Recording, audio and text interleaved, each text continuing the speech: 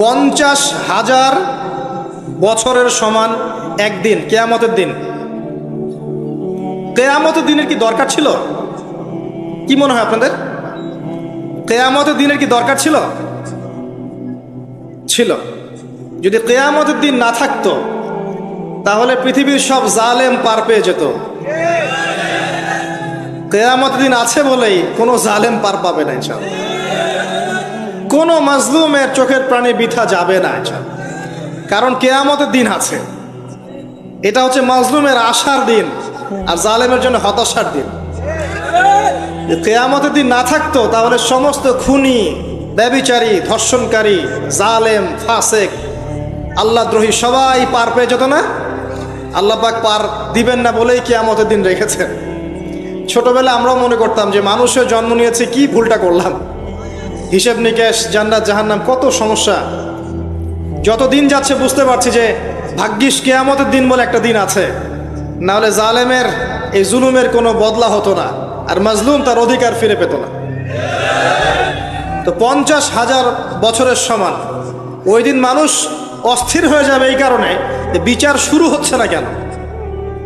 একবার আদম আলাইহিস সালামের কাছে দৌড় দিবে, একবার নবী নূহ, একবার মূসা, একবার ঈসা, একবার ইব্রাহিম, সবাইকে রিকোয়েস্ট করবে মানুষ দলে দলে গিয়ে যে আল্লাহকে বলেন অ্যাটলিস্ট বিচারটা যেন শুরু করেন। অপেক্ষা করা কাজটা কষ্টকর না ভাই? কারোর জন্য অপেক্ষা করা কষ্টকর না? অপেক্ষা করতে করতে ঘামে একদম গলা পর্যন্ত ডুবে যাবে। আল্লাহ পাক হেফাজত করুন আমাদেরকে। ওই 7 শ্রেণীর মানুষের মধ্যে আল্লাহ পাক আমাদেরকে আশ্রয় দান করুন। আপনি হয়তো প্রশ্ন করতে পারেন আমার দিকে আঙ্গুল তাক করে, কে বললো আপনাকে অধঃপতন হচ্ছে? আমরা তো দেখছি উন্নতি, অগ্রগতি আর প্রগতি। আমি বিনয়ের সাথে বলবো আর 10টা থেকে 20টা বছর অপেক্ষা করেন। 5 বছর আগে বিনয়ের সাথে বলেছিলাম যে 10 বছর অপেক্ষা করেন, কাগজের টাকা বলে কিছু থাকবে না। আস্তে আস্তে সোসাইটি ওইদিকে যাবে এবং এগুলো কোনোটাই অ্যাক্সিডেন্টলি, অটোমেটিকলি হচ্ছে না। এর পিছনে একটা মাস্টার মাইন্ড কাজ করছে। পুরো বিশ্বের পিছনে একটা মাস্টার মাইন্ড কাজ করছে। একটা সভ্যতা চাচ্ছে সারা বিশ্বের মানুষ ওর দাস হয়ে থাক এবং তাদের এক একটা এজেন্ডা আস্তে আস্তে বাস্তবায়িত হচ্ছে। এবং মাশাআল্লাহ আমরাও হালুয়া রুটি এবং সেমাই খাচ্ছি। মাশাআল্লাহ আমরাও খাচ্ছি খোরমা, জিলাপি, হালুয়া, রুটি, সেমাই, এগুলো আমরাও খেয়ে যাচ্ছি মাশাআল্লাহ। আল্লাহ পাক আমাদের হৃদয়ের চোখগুলো যেন খুলে দেন। আল্লাহুম্মা। ক্যাশলেস সোসাইটি চায় তারা, ক্যাশলেস সোসাইটি, মানে সোসাইটির মধ্যে কোনো ক্যাশ থাকবে না, ডিজিট থাকবে, খালি ডিজিট। খালি কলা কিনবেন, আপনি 40 ডিজিট পাস করে দিবেন। অ্যান্ড কলাওয়ালা 40 ডিজিট পেল, ওর দরকার এখন ধরেন মাছ, ও 40 ডিজিটের মাছ কিনবে। মাছওয়ালার দরকার মনে করেন চাল, ও 40 ডিজিটের চাল কিনবে। ডিজিট ঘুরবে, খালি সংখ্যা খালি ঘুরতে থাকবে হাত থেকে হাত। এমন একটা মানি আপনাদেরকে দিবে, এমন একটা মুদ্রা দিবে আপনাদেরকে, যেই মুদ্রা ধরতেও পারবেন না, পকেটেও রাখতে পারবেন না। এখন তো ধরতে পারেন, পকেটে রাখতে পারেন। একটা সময় আসবে মুদ্রা ধরতেও পারবেন না, পকেটেও রাখতে পারবেন না। এবং এগুলোর মান তারা নিয়ন্ত্রণ করবে। যখন দেখবে যে আপনার মধ্যে তাওহীদ বেশি আছে, ইসলামের চেতনা বেশি আছে, দ্বীনের ফিকির বেশি, ইসলাম ইসলাম করছেন, আপনার মান কমে যাবে। যদি দেখে আপনার মধ্যে দাসত্ব আছে, ওরা যা বলছে আপনি সামিআনা ওয়া আতা'না বলছেন, ইয়েস স্যার ইয়েস স্যার করছেন, আপনি উন্নতি, অগ্রগতি, প্রগতি পাবেন। হ্যাঁ, যারা এগুলো লঞ্চ করছে তারা আবার তাদের সম্পত্তিগুলোকে গোল্ড এবং সিলভারে কনভার্ট করছে অলরেডি। দেখেন বড় বড় ওদের ব্যাংকগুলোকে দেখেন, সব গোল্ড এবং সিলভারে কনভার্ট করছে। ওই ইসরায়েলের দিকে তাকিয়ে দেখেন, ও তার সমস্ত সম্পত্তিগুলোকে, বেশিরভাগ সম্পত্তিগুলোকেই সাস্টেইনেবল গোল্ডের কনভার্ট করছে। ও আমাদের মতো বোকা নয়। শোনেন কেমন বোকা নয়, বিগত 70 বছরে মুসলিমদের নাকের ডগার উপরে বসে 4টা যুদ্ধে মুসলিমদেরকে পরাজিত করে দিয়েছে ইসরায়েল। বিগত 70 বছরে ওরা প্রথমে ব্রিটেন, তারপরে আমেরিকার হাত ধরে বিশ্বের এমন একটা জায়গায় এসেছে যে এই জায়গা থেকে তারা বিশ্বের পলিটিক্স, ইকোনমিক্স, মিডিয়া, প্রযুক্তি, ফাইন্যান্স সব নিয়ন্ত্রণ করার শক্তি অর্জন করেছে অলরেডি। আপনি ভাবছেন করবে, অনেকে মনে করে এটা ভবিষ্যৎ বক্তা মনে হয়। আমি বলছি যে বর্তমান সম্পর্কে আপনি খবর রাখেন না বলেই বর্তমানকে আপনার ভবিষ্যৎ মনে হচ্ছে। এটা বর্তমান, এটা ভবিষ্যৎ না। ভবিষ্যতে তো সে সারা বিশ্বকে রুল করবে ইনশাআল্লাহ তাআলা। না হলে তো সে মাসিহুদ দাজ্জালের ফলোয়ারই হতে পারবে না। আর দাজ্জাল তো সারা বিশ্বকে শাসন করবে এবং তাকে ফলো করবে জিউসরাই। তবে হ্যাঁ, এটা আমরা জানি কোরআন এবং হাদিস থেকে আলহামদুলিল্লাহ যে ওদের এই দমন পীড়ন জুলুম এবং শাসনটা চিরস্থায়ী হবে না ইনশাআল্লাহ। এটা একটা সাময়িক সময় জুড়ে থাকবে, এরপরে আল্লাহ পাক পৃথিবী থেকে এটাকে সরিয়ে দিবেন ইনশাআল্লাহ। কিভাবে সরাবেন? ওই যে লোহিত সাগরে আল্লাহ পাক যেমন করে বনু ইসরায়েলকে ধাওয়া করছিল ফেরাউনের বাহিনী, মনে আছে? লোহিত সাগরে আল্লাহ পাক ফেরাউনের বাহিনীকে একত্রিত করেছেন, ডুবিয়ে দিয়েছেন, দেন নাই? আল্লাহ পাক সেম সুন্নাহ অ্যাপ্লাই করেছেন প্যালেস্টাইনের ক্ষেত্রে। আল্লাহ পাক সমস্ত জালেমদেরকে ওখানে একত্রিত করেছেন ধ্বংস করার জন্য। সেম সুন্নাহ, এটা হবে ইনশাআল্লাহ আযজা ওয়া জাল। আমরা জানি এটা সরে যাবে পৃথিবী থেকে।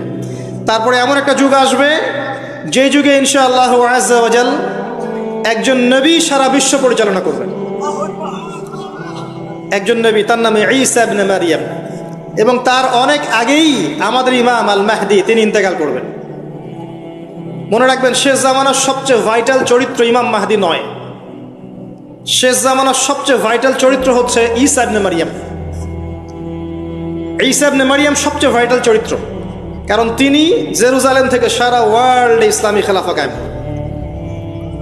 এবং 40 বছর, এই 40 সংখ্যা এক্স্যাক্টলি 40 না আরও বেশি আল্লাহ ভালো জানেন, পৃথিবী জুড়ে ইসলামের অনুশাসন বজায় থাকবে ইনশাআল্লাহ।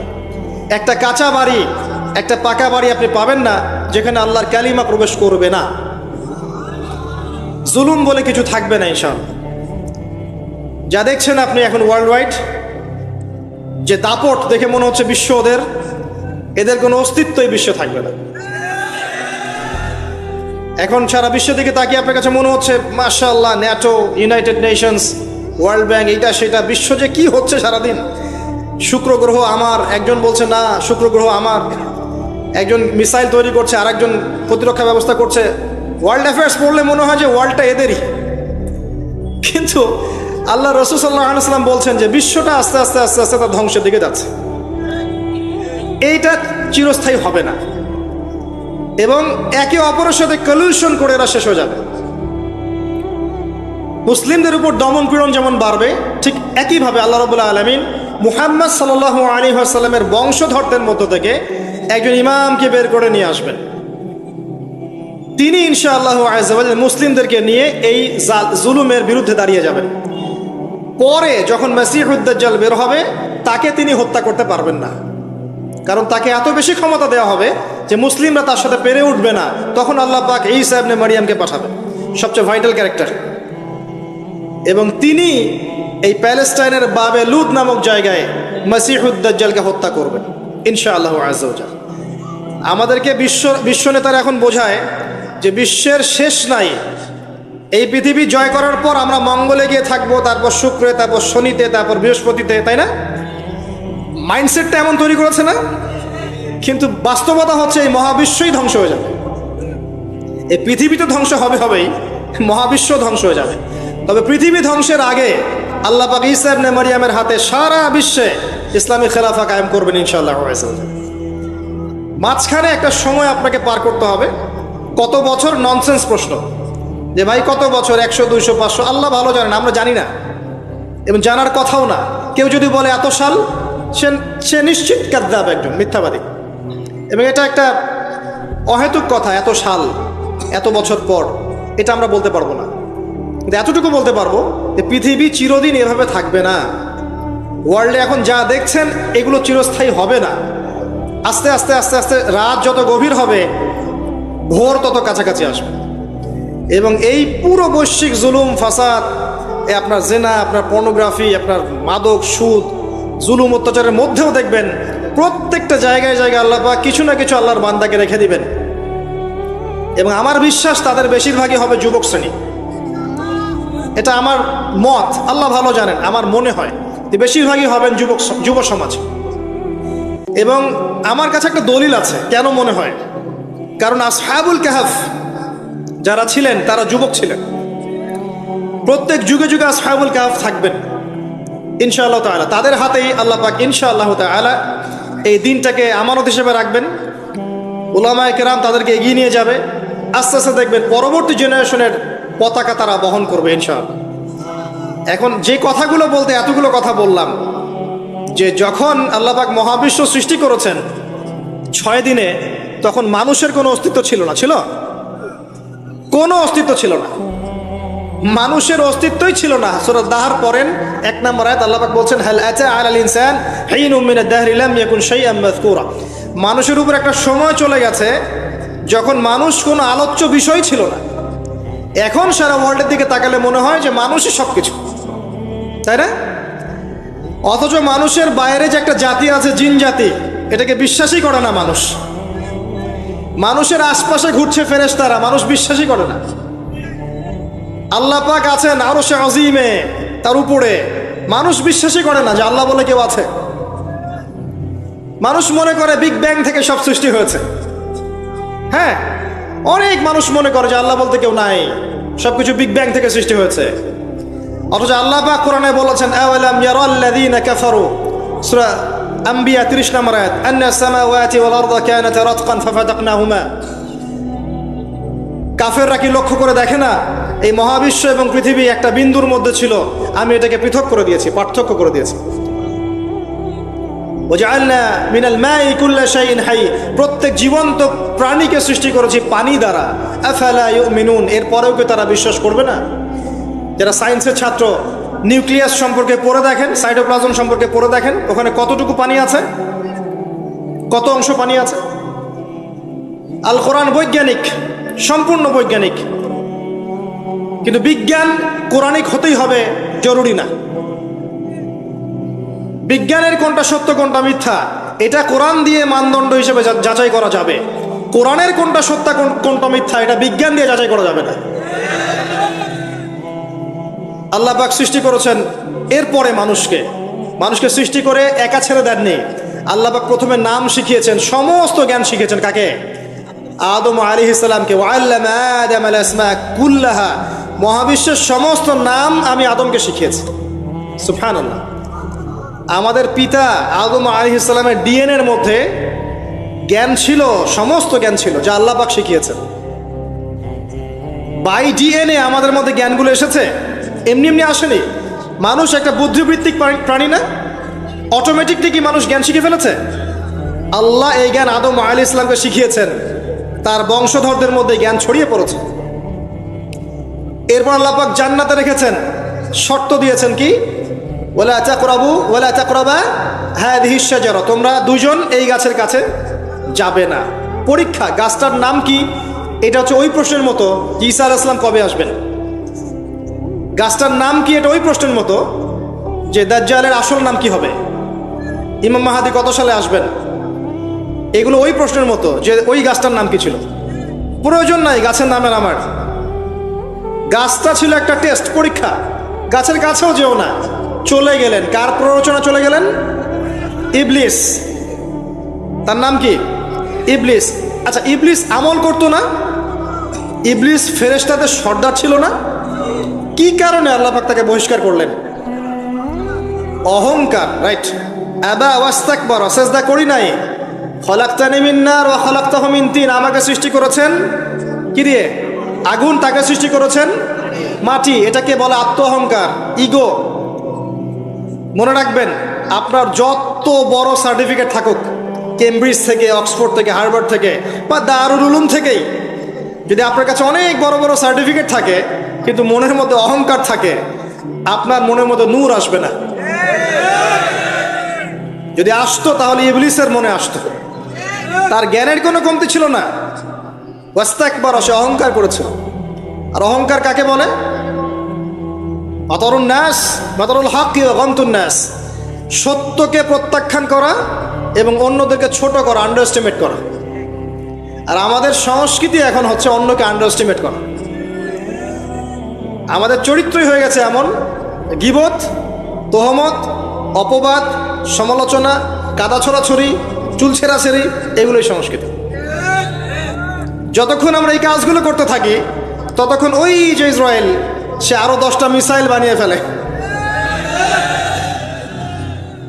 এই জন্যই বলি যে আমরা মাঝে মাঝে জিলাপি খাই, খোরমা খাই, আর তারা তাদের কাজের দিকে এগিয়ে যায়।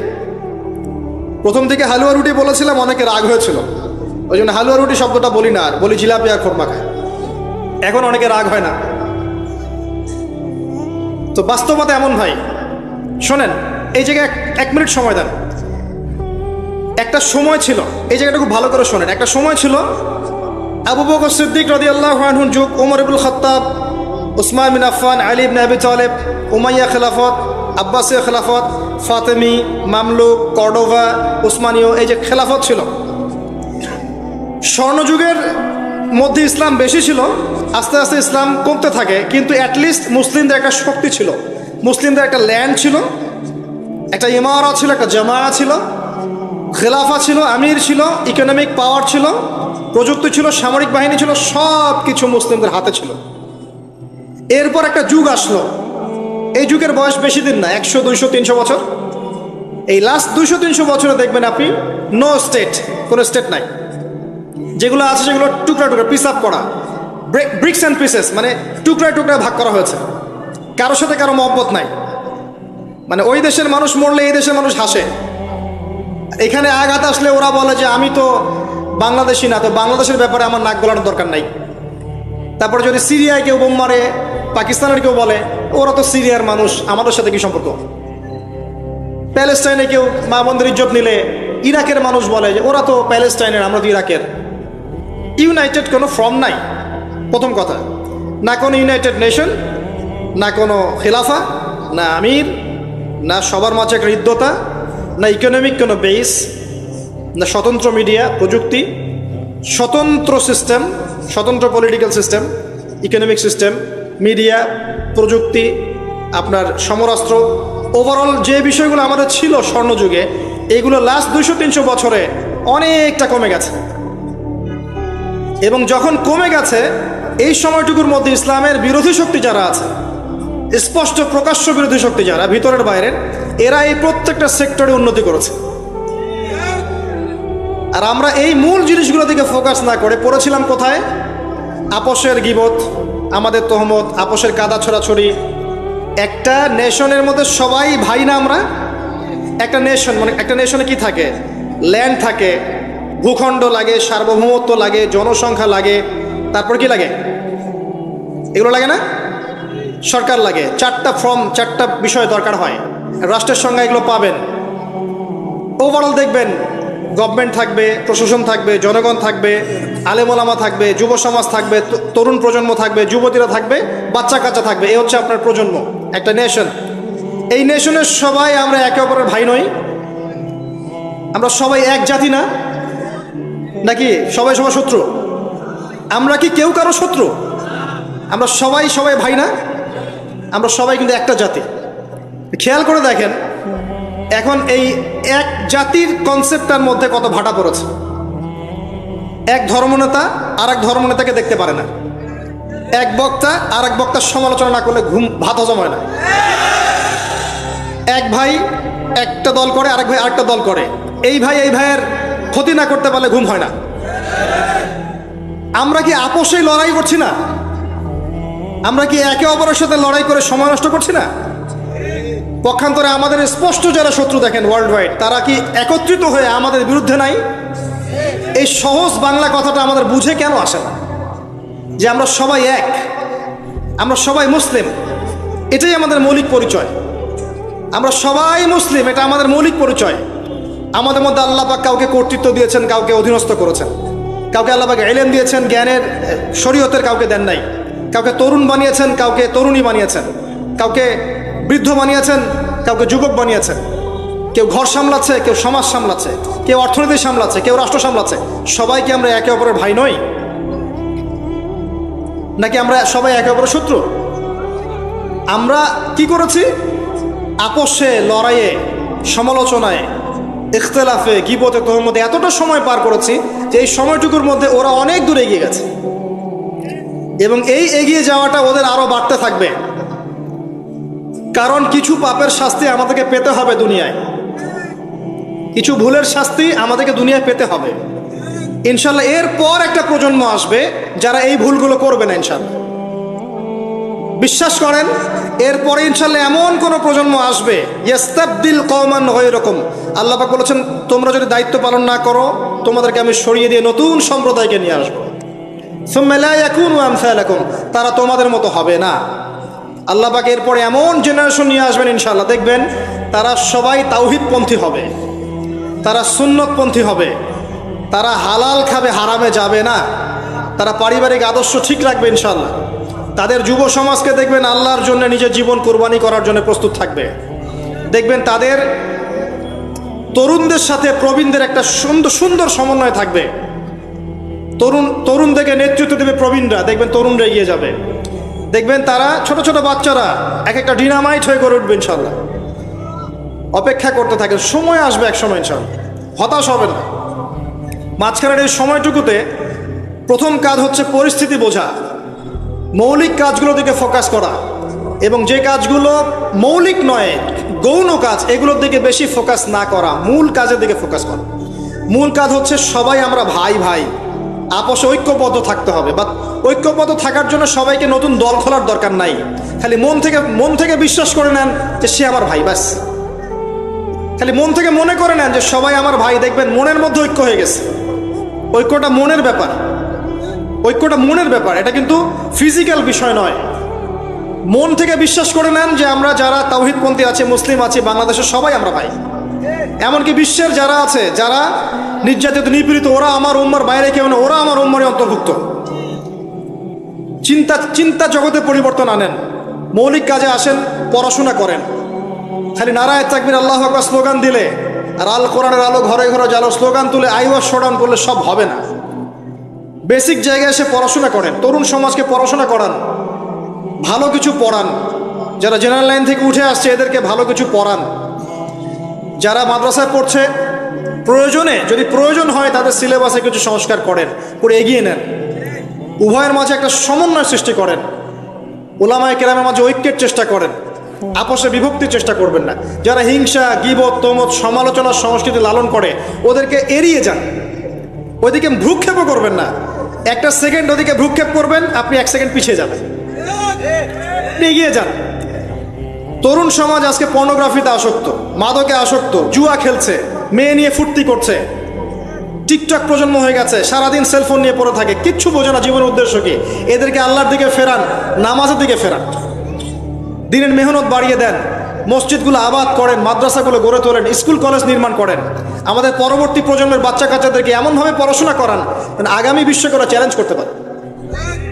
আমাদের প্রশাসনে যারা আছে তাদেরকে স্বাধীনভাবে কাজ করতে দেন, ন্যায়পরায়ণের সাথে কাজ করতে দেন, ন্যায় প্রতিষ্ঠা করার সুযোগ তাদেরকে দেন। যারা তাদের উপরে আছেন তাদের মধ্যে ইসলামকে ঢুকিয়ে দেন, আল্লাহর ভয় ঢুকিয়ে দেন, তাকওয়াকে ঢুকিয়ে দেন। তাদের সাথে দ্বন্দ্বে লিপ্ত হবেন না। একটা রাষ্ট্রের মধ্যে অরাজকতা সৃষ্টি করে রাষ্ট্রের কোনো কল্যাণ হয় না, বরং রাষ্ট্রেরও ক্ষতি হয়। এমন কিছু করতে যাবেন না যাতে করে একটা রাষ্ট্রের জনগণ সরকারের বিরুদ্ধে বিদ্রোহ করা শুরু করছে, এমন কিছু করতে যাবেন না। করতে গেলে উপকারের চেয়ে ক্ষতি বেশি হয়ে যাবে। বরং সৎ কাজের আদেশ, অসৎ কাজের নিষেধের মধ্য দিয়ে কাছে ডেকে ভালোটা বোঝান, এতটুকু দায়িত্ব আপনার। ফাযাক্কির ইন নাফাআতিদ যিকরা ফাযাক্কির লাস্তা আলাইহিম বিমুসাইতির। আল্লাহ যদি তৌফিক দেন, আল্লাহ যদি কবুল করেন, দেখবেন এই মানুষগুলোর মধ্য থেকে উমর রাদিয়াল্লাহু আনহুর মতো মানুষ বের হয়ে যাবে ইনশাআল্লাহ। মনে রাখবেন, উমর ইবনুল খাত্তাব রাদিয়াল্লাহু আনহু অস্ত্র হাতে নিয়ে নবীকে হত্যা করার জন্য বের হয়েছিলেন। আল্লাহ পাক সেই মানুষকে কবুল করে ইসলামের দ্বিতীয় খলিফা বানিয়েছেন, সুবহানাল্লাহ। তো সবার প্রতি সুধারণা রেখে দিনের দাওয়াত সব মহলে পৌঁছে দেওয়ার চেষ্টা করেন। আল্লাহ যদি কবুল করেন, ইসলামকে যদি সঠিকভাবে প্রেজেন্ট করতে পারেন, তারা যদি বুঝতে পারে, দেখবেন তাদের দ্বারা এমন খেদমত সম্ভব যা আমার দ্বারা সম্ভব না। এটাই আমাদের দায়িত্ব, এতটুকুই। আল্লাহ পাক আমাদেরকে কথাগুলো বোঝার তৌফিক দান করুন, আমিন। আল্লাহ পাক বর্তমান বিশ্বের প্রেক্ষাপটটা বোঝার তৌফিক দান করুন। আমাদের উম্মার মধ্যে আল্লাহ পাক ঐক্য দান করুন, আমাদের মধ্যে আল্লাহ হৃদ্যতা, ভালোবাসা দান করুন। আমরা যে একে অপরের ভাই, এই কনসেপ্টটা বোঝার তৌফিক দান করুন। আল্লাহ পাক অন্যায় এবং জুলুমকারীদের বিরুদ্ধে আমাদেরকে দাঁড়ানোর তৌফিক দান করুন। আল্লাহ পাক যুব সমাজকে খাস করে আমি দোয়া করছি, যুব সমাজকে আল্লাহ পাক যেন হেদায়েত দিয়ে ইসলামের পথে নিয়ে আসেন, যারা আজকে আল্লাহ ভোলা, রাসূলকে ভোলা, আল্লাহ যেন এই বান্দাদেরকে খাস করে দয়া করে আল্লাহ এবং তার রাসূলের দিকে আসার তৌফিক দান করেন। 5 ওয়াক্ত নামাজ জামাতে পড়ার তৌফিক দান করেন। আল্লাহ পাক আমাদের বিত্তশালীদেরকে দিনের জন্য অর্থ ব্যয়ের দিকে এগিয়ে আসার তৌফিক দান করেন। আমার লেকচার শেষ হয়নি। আমাদের ঊর্ধ্বতন কর্তৃপক্ষ থেকে শুরু করে টপ টু বটম যারা আছি সবাইকে যার যার জায়গা থেকে দিনের খেদমত করার তৌফিক আল্লাহ পাক দান করেন। ইসলাম যে একটা সাম্যের ধর্ম, মানবতার ধর্ম এবং সমস্ত বিষয়ের সমাধান যে ইসলামে আছে এটা বোঝার তৌফিক আল্লাহ পাক তাদেরকে দান করুন এবং আমাদেরকেও সঠিকভাবে উপস্থাপন করার তৌফিক দান করুন। আল্লাহ পাক আমাদের মধ্যে যেন ভুল ত্রুটিগুলোকে মাফ করে দেন। যদি আল্লাহ আমাদের দ্বারা পসিবল না হয়, আমরা যদি এগুলোর যোগ্য না হয়ে থাকি, আল্লাহ পাক যেন আমাদেরকে সরিয়ে দিয়ে অন্য এমন সম্প্রদায় নিয়ে আসেন যারা এই কাজগুলো করতে পারবে ইনশাআল্লাহ। আল্লাহুম্মা আমিন। তারপরেও আমরা চাই আল্লাহর জমিনে আল্লাহর দিনটা যেন বিজয় হয়। আল্লাহুম্মা আমিন। শেষ করার আগে আমি আর কিছু কথা বলে শেষ করছি যে আল্লাহ পাক এই দুনিয়ার জীবনে যে মানুষকে সৃষ্টি করে পাঠিয়েছেন ওই জান্নাত থেকে এমনি এমনি পাঠান নেই প্রিয় ভাইয়েরা। সময় আপনি পাবেন সর্বোচ্চ 60, 70, 80, 100 বা 120 বছর, এর বেশি সময় হয়তো আপনি পাবেন না। এই সময়টুকুর মধ্যে আপনার আমার কর্তব্য হচ্ছে জীবনটাকে ভাগ করে ফেলা, জীবনের কোন কোন জায়গায় কাজ করতে হবে ফিক্স করা। মনে করেন আপনার বয়স 30 বছর, শোনেন আপনাদের চেয়ে আমার তারা বেশি আছে, তারপর আমি কথাগুলো বলে যেতে যাচ্ছি। মনে করেন আপনার বয়স 30 বছর, রাত্রে ঠান্ডা মাথায় চিন্তা করেন এই 30 বছরে আপনি কি কি পাপ করেছেন, কাগজে কলমে লিখে ফেলেন। আপনি অনেকগুলো পাপ খুঁজে পাবেন। এই পাপকে 2 ভাগে ভাগ করেন, একটা পাপ আল্লাহর সাথে সম্পৃক্ত, একটা বান্দার সাথে সম্পৃক্ত। যেগুলো আল্লাহর সাথে সম্পৃক্ত, খালি 2 রাকাত নামাজ পড়ে আল্লাহকে বলেন আল্লাহ, না বুঝে না জেনে শয়তানের প্ররোচনায় পড়ে আল্লাহ জীবনে ভুল করেছেন, আল্লাহ ওয়াদা করছে আজকের পর থেকে কখনোই পাপে লিপ্ত হব না। পড়বেন আস্তাগফিরুল্লাহাল্লাযী লা ইলাহা ইল্লা হুয়াল হাইয়ুল কাইয়্যুম ওয়া আতুবু ইলাইহি এবং সাইয়্যিদুল ইস্তিগফার। আপনি বিশ্বাস রাখেন আল্লাহ পাক আপনার সমস্ত গুনাহকে নেকি দিয়ে পরিবর্তন করতে পারেন। আর কিছু পাপ থাকবে মানুষের সাথে সম্পৃক্ত, কারো গীবত করেছেন, কারো টাকা নিয়ে দেন নাই, কারো মাল আত্মসাৎ করেছেন, কাউকে গালি দিয়েছেন, এগুলো মানুষের সাথে সম্পৃক্ত। তাদের কাছে গিয়ে গিয়ে ক্ষমা চাইতে হবে। এরপর আপনি পাপ মুক্ত হলেন। বাকি জীবনটাকে ভাগ করে নেন, বছরকে মাসে ভাগ করেন, মাসকে দিনে ভাগ করেন। ওই যে শুরুতে যে সুন্নাহগুলোর কথা বললাম, 24 ঘন্টা দিন রাতকে সাজিয়ে ফেলেন, সময় নষ্ট করেন না। বাকি যতদিন বেঁচে থাকবেন ডেইলি সুন্নাহ পালন করেন, আদর্শ পরিবারটা গড়েন, হালাল খান, আপনার সন্তানদেরকে বড় করে তোলেন, সমাজের উপকার করেন, রাষ্ট্রের উপকার করেন, জনগণের কল্যাণে কাজ করেন, উম্মার কল্যাণে কাজ করেন। আপনার ক্ষুদ্র ক্ষুদ্র প্রচেষ্টা ইনশাল্লাহ দেখবেন আগামী দিনগুলোতে ইসলামের বড় বিজয় নিয়ে আসবে ইনশাআল্লাহ। এর চেয়ে বেশি কনস্ট্রাকটিভ কোনো কথা বলার মতো জ্ঞানও আমার নাই। আমি ক্ষুদ্র জ্ঞানের মানুষ।